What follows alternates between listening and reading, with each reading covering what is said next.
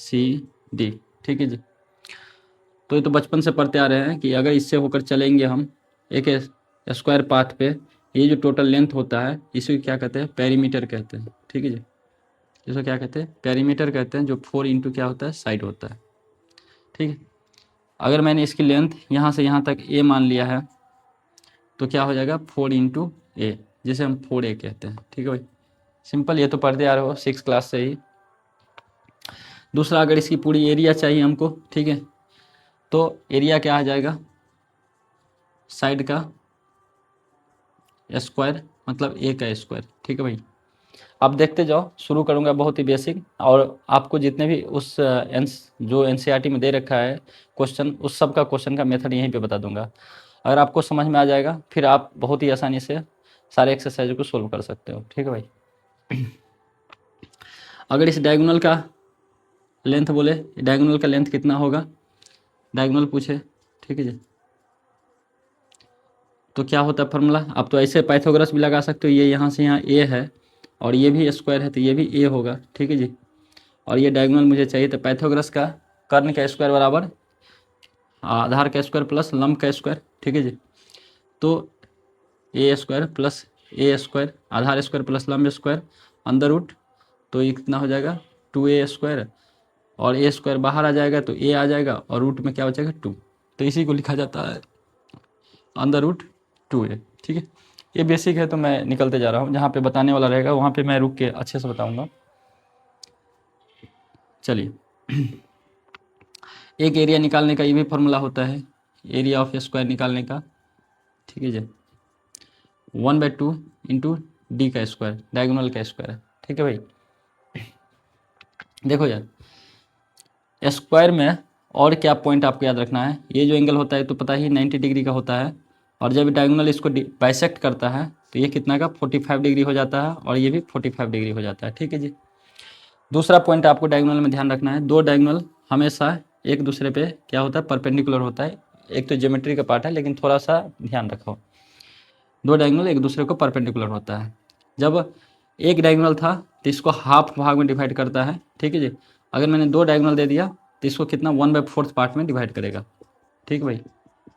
ये सब छोटी छोटी पॉइंट है जो पता रहना चाहिए, ठीक है। चलिए, अब हम बातें कर लेते हैं किसका, तो स्क्वायर का, ठीक है। स्क्वायर में, स्क्वायर तक तो हम बातें कर ही लिए भाई, ठीक है। अब हम बातें कर लेते हैं इक्विलेटरल ट्रायंगल का, ठीक है जी। ये equilateral triangle A B C है, ठीक है जी। इक्विलेटरल ट्रायंगल का सभी कोण कितना का होता है, 60 डिग्री का होता है, ठीक है भाई, 60 डिग्री का होता है, ठीक। और सभी साइड कितने होते हैं, इक्वल होते हैं, ठीक है। सभी साइड कितना होंगे, इक्वल होंगे। और क्या है, अगर इक्विलेटरल ट्रायंगल में यहाँ से मैं परपेंडिकुलर डालूँ या एल्टीट्यूड डालूँ, ठीक है, तो ये इसकी हाइट होता है, ये इक्विलेटरल ट्रायंगल की हाइट होता है। तो हाइट अगर पूछ ले हमको तो हाइट कैसे निकालना है ये भी पता रहना चाहिए अपने को, ठीक है भाई। तो अगर हाइट पूछे, हाइट एल्टीट्यूड, ठीक है, या मीडी, एक ही चीज़ होता है, ठीक है। अब देखो भाई, ये जो है अगर मैंने ए से लेकर डी एक एल्टीट्यूड खींचा है, ठीक है, यहाँ पे क्या है जी, ठीक है। जी बोलो चाहे आए, चाहे इन सेंटर भी यहाँ से खींचा जा सकता है, ठीक है। एक इन सेंटर भी ड्रॉ किया जा सकता है, इसलिए इन सेंटर भी बोलते हैं, ग्रेविटी सेंटर भी बोलते हैं। ये जो जी होता है, ठीक है, ये पता रहना चाहिए अपने को। ये जो लाइन होता है एडी का, एडी को 1/3 पार्ट में डिवाइड करता है, ठीक है, 1/3 पार्ट। ये बताएंगे हम, क्वेश्चन भी सोल्व करेंगे तो वहाँ पे आपको और भी क्लियर से समझ में आ जाएगा, ठीक है जी। अभी के लिए इतना, क्योंकि वहाँ पे हम यूज करेंगे इसका। अगर मुझे हाइट निकालना हो, ठीक है, इसके ज्योमेट्री में और भी अच्छे से क्लियरिटी है, ठीक है, दे रखा है, तो अभी उतना ज़रूरी नहीं है, तो चलते हैं हम। इसकी हाइट निकालना हो, ठीक है, एल्टीट्यूड निकालना हो, तो क्या करोगे आप बताओ। सिंपल, ये देखो राइट एंगल ट्रायंगल दिख रहा है, एक राइट एंगल ट्रायंगल दिख रहा है, ठीक है भाई। और राइट एंगल ट्रायंगल में ये जो साइड हो गया, ये क्या हो गया, हाइपोटेनियस, और ये जो हो गया ये बेस, और ये क्या हो गया, परपेंडिकुलर। ये पूरा लेंथ क्या है, ए है, तो ये जो एल्टीट्यूड है इसको हाफ में डिवाइड करता है, a/2 हो गया। चलिए, तो हम क्या लिख सकते हैं, हाइट के स्क्वायर बराबर, ये तो आपको अगर पता है तो ये ए स्क्वायर बराबर क्या लिख सकते हो, एच स्क्वायर, ठीक ना। हाइपोटेनस के स्क्वायर बराबर एच स्क्वायर प्लस बेस का स्क्वायर, ठीक है। तो a/2 का स्क्वायर मुझे निकालना है, क्या हाइट निकालना है, तो ए स्क्वायर, इसको इधर लेके आ जाओ, ये प्लस को इधर लेके आ जाओ, माइनस ए स्क्वायर का ए स्क्वायर, 2 का स्क्वायर कितना 4 बराबर कितना हो गया एच स्क्वायर। यहाँ कुछ नहीं 1, एलसीएम करोगे 4 से करोगे 4a स्क्वायर माइनस का कितना ए स्क्वायर बराबर कितना आ गया एच स्क्वायर। यहाँ कितना आ जाएगा 3a स्क्वायर, क्योंकि 4 में से ए स्क्वायर गया था, 3a स्क्वायर बाय 4 बराबर एच स्क्वायर, ठीक है भाई। अगर मुझे यहाँ चाहिए एच स्क्वायर बराबर कितना आ जाएगा, तो स्क्वायर को इधर कर दो तो रूट लग जाएगा कितना 3a स्क्वायर बाय 4 पे रूट लग गया, ठीक है। स्क्वायर इधर जाता है तो रूट लग जाता है, ये 8 क्लास में ही है अपना। तो h बराबर कितना हो जाएगा, √3 ही रह जाएगा ए स्क्वायर, क्योंकि √3 का तो पॉसिबल नहीं है इसका फैक्टर, ठीक है। तो अंदर रूट में ही रखना है, 4 का रूट कितना होता है 2, और ए स्क्वायर रूट से बाहर आएगा तो ए आएगा, ठीक है। ये आपका हाइट हो गया। देखा हाइट निकालने का किस तरह से हाइट निकला, तो आपको सिर्फ पता रहना चाहिए हाइट का ये फॉर्मूला होता है, ठीक है, जब जरूरत पड़ेगा तो, ठीक।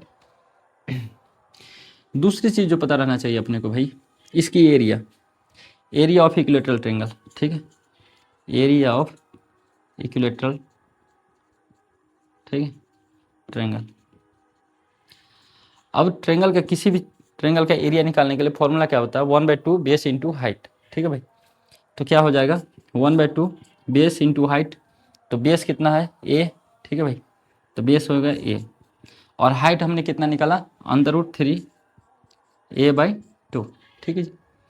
ए से मल्टीपल हो गया तो ए स्क्वायर, √3 का 3 अपॉन का 2 जा 4, तो एरिया ऑफ इक्विलेटरल ट्रायंगल क्या आ गया √3 a²/4। तो एरिया भी निकल गया, आपको पता चल गया किस तरीके से आया, ठीक है भाई। चलिए, अब हम बात कर लेते हैं,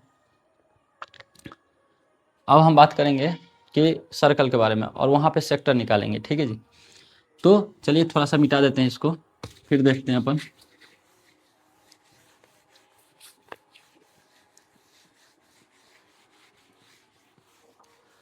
देखो भाई, अब जो है अगर ये सर्कल है, ठीक है जी, ठीक है, इस सर्कल का सेंटर वो मान लिया मैंने, ठीक है भाई। अगर मुझे पूछता है यहाँ से इस सेक्टर का एरिया निकालने के लिए, ठीक है, अगर ये एंगल थीटा है और ये रेडियस आर है, ये भी रेडियस आर है, ठीक है, रेडियस तो इक्वल ही होगा, तो आर ले लिया तो सारे आर ही होगा, ठीक है भाई। चलिए, तो अगर मुझे इसका सेक्टर का एरिया पूछे तो क्या होगा, ठीक है। एक बात बताओ भाई, एरिया ऑफ सर्कल जो होता है, एरिया ऑफ सर्कल 360 डिग्री के लिए, अगर पूरा 360 डिग्री रहता है, ठीक है, एरिया ऑफ सर्कल 360 डिग्री के लिए कितना होता है πr², यही नहीं लिखते हो, ठीक है। टोटल एरिया कितना होता है एरिया ऑफ सर्कल 360 डिग्री के लिए πr² होता है, ठीक है। तो एक बात बताओ, अगर मुझे 1 डिग्री के लिए चाहिए तो कितना लिखोगे πr² अपॉन का 360, है ना, क्योंकि 360 डिग्री के लिए कितना चाहिए πr² है, तो 1 डिग्री के लिए 360 πr² अपॉन 360। अगर ये थीटा एंगल है, थीटा एंगल कुछ भी हो सकता है, 60 डिग्री हो सकता है, 50 डिग्री हो सकता है, 40 हो सकता है, एनीथिंग, ठीक। तो थीटा डिग्री के लिए चाहिए तो क्या लिख सकते हैं πr² अपॉन 360 इंटू थीटा, ठीक है। ये जब जाओगे आगे चल के तो और भी अच्छे से पढ़ोगे इसके बारे में। चलिए, अब हम बात कर लेते हैं, इसी तरह से मेजर सेगमेंट का भी मेजर एरिया ऑफ सेक्टर भी निकल जाएगा, ये माइनर एरिया ऑफ सेक्टर है, ठीक है भाई। चलिए, अब दूसरा जो क्वेश्चन पूछा जाता है वो होता है, इसी में बता देते हैं, ये आर है, इस तरीके से मैंने एक, ये जो हो गया इसको बोलते हैं कोड, क्या बोलते हैं, सॉरी सेगमेंट बोलते हैं, ठीक है भाई। ये सेगमेंट का एरिया पूछा जाता है, ठीक है भाई। तो एरिया ऑफ सेगमेंट कैसे निकालते हैं जरा इसको देखिए। Area of segment. बड़ा सिंपल है। अगर पूरे फिगर को ध्यान से हटा दो, ठीक है, तो पूरा जो है ये थीटा एंगल के लिए अगर मैं पूरा निकालो, ठीक है जी, ये पूरा कितना हो गया, ये पूरा एक सेक्टर है, ठीक है जी। तो सेक्टर का एरिया क्या होता है, pi R square 360 upon theta, sorry multiple theta, theta angle के लिए। तो क्या हो जाएगा, pi R square upon 360 degree into theta. तो इसको ऐसे भी लिखते हैं, थीटा यहीं लिख दो, पाई आर स्क्वायर थीटा अपॉन 360, ठीक है जी। अब इसमें से अगर देखोगे तो ये मैं ट्रेंगल का एरिया माइनस कर दूँ, ठीक है,